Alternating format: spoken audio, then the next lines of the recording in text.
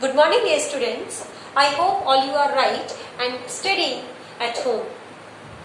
Yesterday, I gave you the video in which I told you about the starting of the story, the basic of the story, and the incident where Miss Aram is describing his feelings when he got a horse for riding by his brother Murad. Now, we will continue this story and we will start. I hope you will understand very well. So let's start. Consequently, even though I could see the horse so magnificent, even though I could smell it, so lovely, even though I could hear it, breathing so exciting, I could believe the horse and anything to do with my cousin Murad or with me or with any of the other members of our family, asleep or awake. कि लगातार consequently लगातार even though I could see the horse, हालांकि मैं horse को देख सकता था, वो कितना मैग्निफिशिएंट था, शानदार था, स्प्लेंडेड था. Even though I could smell it, यहाँ तक कि मैं उसकी स्मेल को, मैं विंडो पर खड़ा हुआ था लेकिन उसकी स्मेल को मैं फील कर सकता था, उसकी फ्रेग्रेंस को स्मेल कर सकता था. सो लवली, इतना प्यारा था कि मैं उसकी ब्रीदिंग को सुन सकता था.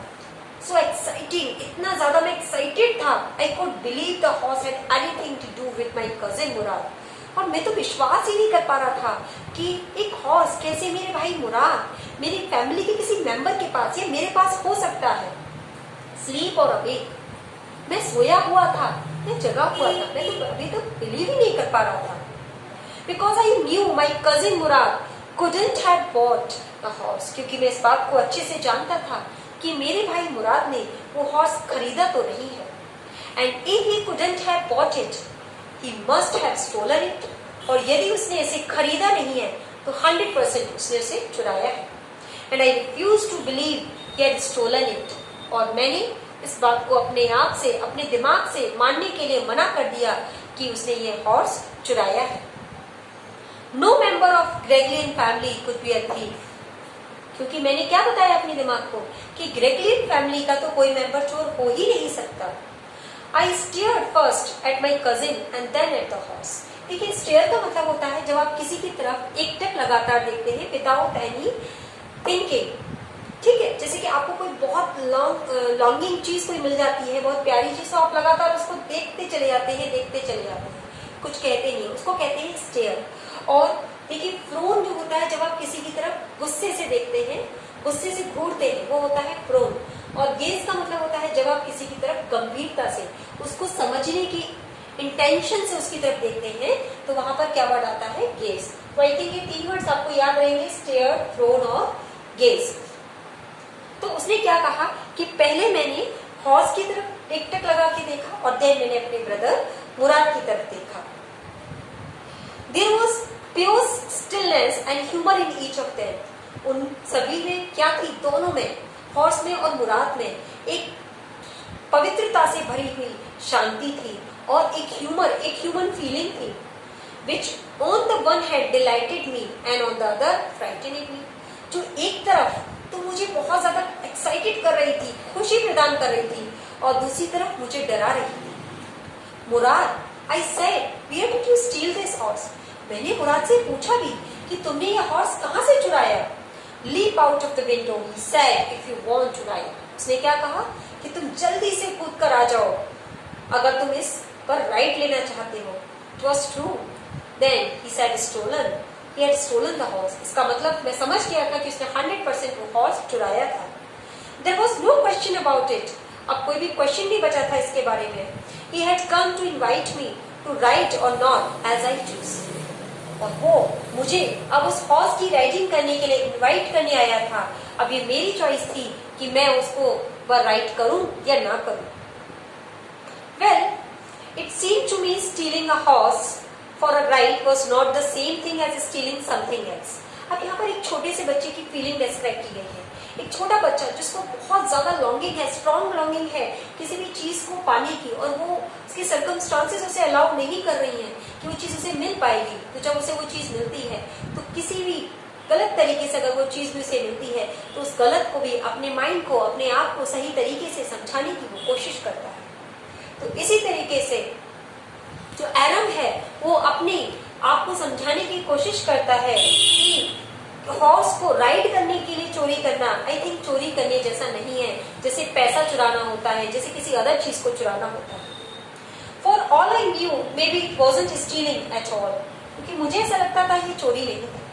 If you were crazy about horses the way my cousin Mourad and I were, यदि शायद वास्तव में आप पागल हैं मेरी तरह और मेरे भाई मुराद की तरह हॉर्सेस के लिए, इट वॉजंट स्टीलिंग, ये चोरी नहीं था। It wouldn't become stealing until we offered to sell the horse, और ये तब तक चोरी नहीं था जब तक कि हम उस हॉर्स को मार्केट में बेचने के लिए नहीं जाते, which of course I knew we would never do, और शायद जिसको हम अच्छे से जानते थे कि हम कभी भी नहीं करेंगे। Let me put some clothes, I said, इसलिए मैंने उससे कहा कि मुझे कुछ कपड़े पहनने दो। All right, he said, उसने कहा ठीक है, but hurry, जल्दी करो। I leaped into my clothes, मैंने जल्दी से अपने कपड़े पहने। I jumped down to the yard, अपने घर के बाहर जो खाली जगह थी उसमें मैं कूदा। From the window, विंडो से, and leaped up onto the horse, और हॉर्स के ऊपर behind my cousin's मुराद मैं बैठ गया जाकर। That year we lived at the edge of town, और वो बताता है कि उस साल हम शहर से बाहर, at the edge of the town का मतलब है शहर से बाहर, जहां से गांव की सीमा लगती है वहां पर हम रह रहे थे, जहां उस जगह का नाम क्या था, ऑन वॉलनट एवेन्यू।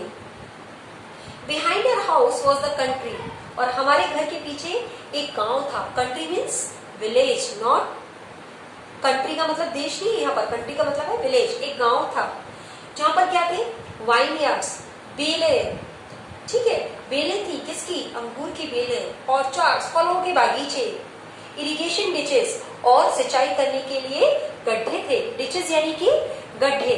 देखिए यहाँ पर एक वर्ड और आपका आया, ditches and pit.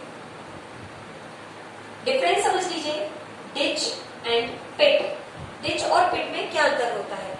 Ditch means भी गड्ढा होता है और पिट मीन्स भी गड्ढा होता है, लेकिन पिट जो होता है that is a deep ditch, गहरा जो गड्ढा होता है उसको बोलते हैं पिट। जैसे किसी चीज के लिए, जैसे ये पोल्स होते हैं, पोल्स को लगाने के लिए जो गड्ढे खोदे जाते हैं उनको कहेंगे पिट। और डिच जो होता है, डिच छोटा सा गड्ढा होता है जिसमें कि आप पानी वानी भर सकते हैं लेकिन ज्यादा गहराई नहीं होती है उसकी। जैसे कि आप रोड्स पर चलते हैं तो आपको डिचेस मिलते हैं, पिट्स नहीं मिलते। क्या मिलते हैं? डिचेस, जिसकी वजह से रोड खराब हो जाता है, ठीक है। तो वहां पर क्या थे, डिचेस थे, वो irrigation ditches and country roads, और उस गांव की सड़कें थी। In less than 3 minutes we were on Olive Avenue, और हम वॉलनट एवेन्यू से ऑलिव एवेन्यू आने में हमें 3 से भी कम मिनट लगे। And then the horse begin to trot, और ट्रॉट का मतलब है तेजी से ऊपर उठा के अपने पैरों को दौड़ना। तो हॉर्स जो था, ट्रॉट कहते हैं हॉर्स की जो टक टक की आवाज आती है ना पैरों के चलने की, तो वो कब आती है? जब वो दौड़ता है। तो वो दौड़ना शुरू कर दिया था हॉर्स ने तब। The air was new and lovely to breathe, और इस समय हमें ऐसा लग रहा था कि जैसे हवा पहले कभी ऐसी हमने फील ही नहीं की, इतनी लवली, इतनी new. The feel of the horse running was wonderful, और हॉर्स के दौड़ने की जो फीलिंग थी वो वंडरफुल थी। My cousin Murad, who was considered one of the craziest member of our family, began to say, और मेरे परिवार के, मेरी फैमिली के सारे मेंबर्स में जो सबसे बड़ा पागल समझा जाता था, क्रेजी, सेंट्रिक समझा जाता था, वो गाना गाना शुरू कर देता है। I mean, he began to roar. मेरा मतलब है कि वो क्या कर रहा था? दहाड़ रहा था। मीन सिंगिंग का मतलब है कि तेजी तेजी से अपने खुश होकर, आप कहते हैं ना वाओ मजा आ गया, ऐसे वो कर रहा था। Every family has a crazy streak in it somewhere. अब यहाँ पर वो मुराद के कैरेक्टर को कंपेयर करने की कोशिश कर रहा है किसी अदर पर्सन से, और ये भी बता रहा है कि फैमिली में हर पर्सन का एक कैरेक्टर जो होता है वो डिफरेंट होता है, और हर फैमिली में एक ऐसा व्यक्ति भी होता है जिसका नेचर फैमिली के अदर मेंबर से नहीं मिलता है। तो यही वो यहाँ पर डिस्क्राइब करने की कोशिश कर रहा है। Every family has a crazy streak in it somewhere. हर फैमिली में एक सनकी, एक पागलपन, क्या एक सेंस होता है हर फैमिली में कहीं ना कहीं। And my cousin Murad was considered the natural descendant of the crazy streak in our town. और मेरा जो भाई मुराद था उसको तो हमारी फैमिली के अंदर डिसेंडेंट का मतलब होता है जो कि वंशज था, मतलब कि उसके जो पूर्वज थे वो इसी ऐसे ही हुआ करते थे। तो क्रेजी सनकी लोगों के वंश को बिलोंग करने वाला था। Before him was our uncle Khosrove. और इससे पहले ऐसे ही नेचर के हमारे एक अंकल थे, अंकल खोसरो, जिनके बारे में कल मैंने आपको बताया था। An enormous man with a powerful head of black hair. चूंकि विशालकाय व्यक्ति थे, विशालकाय मतलब उनका जो हाइट थी वो काफी अच्छी थी। With a head of black hair मतलब इनके सर पर बाल कैसे थे, ब्लैक थे। And the largest mustache in the San Joaquin valley. और उनके चेहरे पर एक बड़ी सी मूंछ हुआ करती थी। सेंट जैक्विन वैली में वो रहा करते थे। A man so furious in temper. ऐसे व्यक्ति जिनका गुस्सा इतना ज्यादा डरावना होता था, टेरिबल होता था। सो इरिटेबल, और कभी कभी तो उनसे बात करके बहुत ज्यादा इरिटेशन होती थी। सो इम्पेशेंट, इतने ज्यादा अधैर्यशील, जो कोई सी भी किसी को भी सुन नहीं सकते थे। उनके अंदर पेशेंस नहीं था किसी को सुनने का। That he stopped anyone from talking by roaring। तो अगर कोई उनसे बात कर रहा हो या किसी और से भी बात कर रहा हो तो उस पर रोर करके, यानी कि चिल्लाकर, बहुत तेजी से बोलकर वो उसको चुप करा देते थे। और क्या कहते थे, इट इज नो हार्म, पे नो अटेंशन टू इट। इससे कोई नुकसान नहीं है, इस पर ज्यादा ध्यान मत दो। That was all, no matter what anybody happened to be talking about. That was all. और ये सब कुछ ऐसा होता रहता था। शायद इसके लिए कोई रीजन नहीं था कि कोई भी इसके बारे में, उनके बारे में बात करे। Once it was his own son, Eric, running 8 blocks to the barber's shop where his father was having his mustache trimmed to tell him their house was on fire। एक इंसिडेंट को डिस्क्राइब करता है कि एक बार उनका बेटा अरक दौड़ते हुए 8 हाउसेस को पार करके दौड़ते हुए उनके पास आया, उस बार्बर की शॉप पर जहां पर वो अपनी मुस्टैच को ट्रिम करा रहे थे, उनको ये बताने के लिए कि उनके घर में आग लग गई है। This man Khosrove sat up in the chair and roared. और ये व्यक्ति खोसरो अपनी चेयर से उठा भी नहीं, वहां पे चुपचाप बैठा रहा और वहीं से चीखा, इट इज नो हार्म, पे नो अटेंशन टू इट। इससे कोई नुकसान नहीं है, इस पर ध्यान मत दो। The barber said, but boy says your house is on fire. Barber ने उससे कहा, नाई ने उससे कहा कि तुम्हारे घर में आग लग गई है। सो खोसरो रोड, तो खोसरो चिल्लाए, तो इनफ, क्या करूं, it is so no harm, इससे कोई नुकसान नहीं है। ऐसे मैंने कहा ना, इसका कोई नुकसान नहीं है। My cousin Murad was considered the natural descendant of this man Khosrove. क्या कहता है कि मेरा भाई जो मुराद था वो इन्हीं का, मिस्टर खोसरो का नेचुरल डिसेंडेंट था। Although Mourad's father was Zorab. हालांकि जो खोसरो थे, इसका मतलब ये नहीं कि अरब जो था वो मिस्टर मुराद ही था, वो नहीं था। यानी कि खोसरो जो थे उनके अंकल हुआ करते थे, लेकिन उनका नेचर जो था, उसका मुराद का नेचर जो था वो खोसरो से मिलता जुलता था।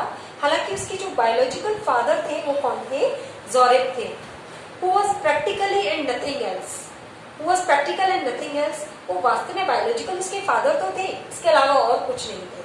That is how it was in our tribe। और शायद ऐसा ही हमारी ट्राइब में हुआ करता था। A man could be the father of his son's flesh।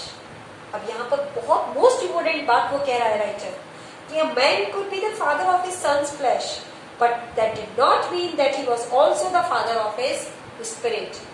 एक इंसान अपने बेटे के ब्लड ग्रुप का फादर हो सकता है, फ्लैश का फादर हो सकता है, डीएनए का फादर हो सकता है, लेकिन उसकी स्पिरिट का, उसकी थॉट का, उसकी थिंकिंग का, उसके वेज ऑफ लिविंग का वो फादर नहीं हो सकता है। हर बच्चा यूनिक होता है, हर बच्चा जो पसंद करता है उसी को वो अडॉप्ट करता है और उसी के अकॉर्डिंग वो बिहेव करता है। Same happen in the case of Mourad. आपने देखा होगा आपकी फैमिली में भी कि आपकी फेस रिजेंबल कर सकता है आपके पेरेंट को, लेकिन कभी कभी तो फेस भी रिजेंबल नहीं करता है, और लेकिन आपका नेचर बिल्कुल टोटली डिफरेंट हो जाता है। ठीक है, तो अक्सर बच्चे वो सीखते हैं जो वो अडॉप्ट करते हैं, जिसको वो पसंद करते हैं। तो क्या कहता है कि father could not be the father of spirit of his son. The distribution of the various kinds of spirit of our tribe had been from the beginning capricious and urgent. और ये जो हमारे डिफरेंशिएशंस थे हमारी tribe के अंदर, कि अलग अलग टाइप के लोग हमारी ट्राइब के अंदर पाए जाते थे, वो हमारे यहाँ सदियों से चला आ रहा था। ये कोई नया नहीं था, ये सदियों से हमारे यहाँ चला आ रहा था।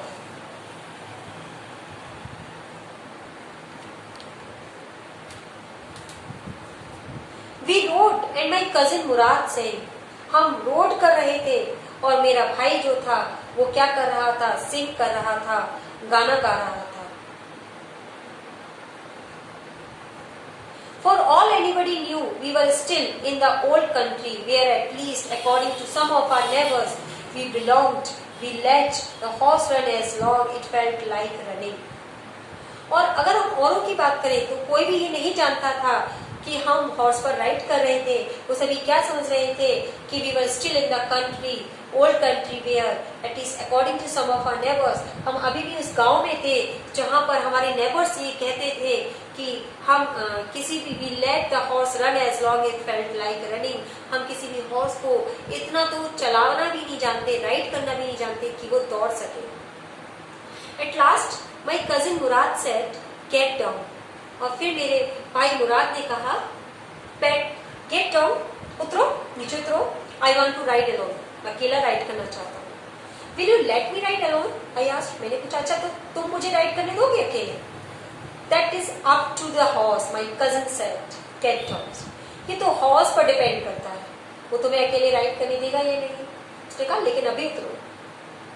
The horse will let me ride, I said, मैंने कहा हॉर्स मुझे राइड करने देगा। We shall see, he said. उसने कहा देखते हैं। Don't forget that I have a way with a horse. और क्या कहता है, भूलना मत मेरा हॉर्स को ट्रीट करने का तरीका अलग है, यानी कि मैं हॉर्स को ट्रीट करना जानता हूँ, तुम नहीं जानते। Well, I said, anyway, you have with a horse, I have also. मैंने कहा ठीक है, अभी तुम अपनी बारी है, तुम अपनी बारी से उस पर राइड करो, उसके बाद मैं करूँगा। For the sake of your safety, he said, let us hope so. Get down.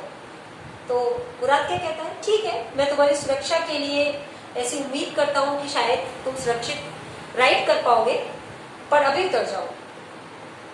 All right, I said, मैंने कहा ठीक है, but remember you have got to let me try to ride alone. लेकिन ठीक है, मैं उतर रहा हूँ, याद रखना तुम मुझे भी अकेले राइड करने दोगे।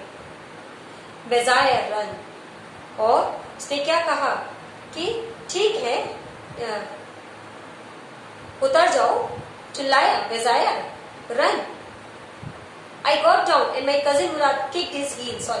I got down and my cousin Murad kicked his feet into the horse and shouted, "Desire, run!" मैं उतर गया, मेरे कजिन मुराद ने उसको हील करने के लिए, उसको मतलब एक्साइट करने के लिए, रन करने के लिए, एक्साइटेड करने के लिए, किसको, हॉर्स को, उसको किक किया उसने एक इनटू द हॉर्स के अंदर, एंड शाउटेड, और चिल्लाया, डिजायर रन। डिजायर का मतलब क्या है, घोड़े, तुम चलो, दौड़ो, वजीर दौड़ो, डिजायर वजीर दौड़ो, जैसे हिंदी में हमारे वजीर दौड़ो। The horse stood on it's hind legs, और घोड़ा अपने पीछे के पैरों पर खड़ा हो गया, हिंड यानी पीछे के पैरों पर। स्नोटेड यानी कि हिनहिनाया, and burst into a flurry of speed that was loveliest thing I had ever seen. और एक बहुत तेज स्पीड में वो चलने लगा, flurry of speed यानी कि बहुत तेज स्पीड में चलने लगा, जो कि मेरे लिए दुनिया की सबसे सुंदर चीज थी इस सीन को देखना। My cousin Murad raced the horse across a field of dry grass to an irrigation ditch, crossed the ditch on the horse, and 5 minutes later returned dripping wet. मेरे भाई कजिन ने उस हॉर्स के ऊपर race लगाई dry grass field जो थी, dry grass की फील्ड थी उसके अंदर, इरिगेशन डिच के ऊपर, और एक इरिगेशन डिच को उसने क्रॉस भी किया उस हॉर्स पर बैठकर, और लगभग 5 मिनट्स के बाद वो वापस आया ड्रिपिंग वेट यानी कि उसके शरीर से गीला, क्योंकि वो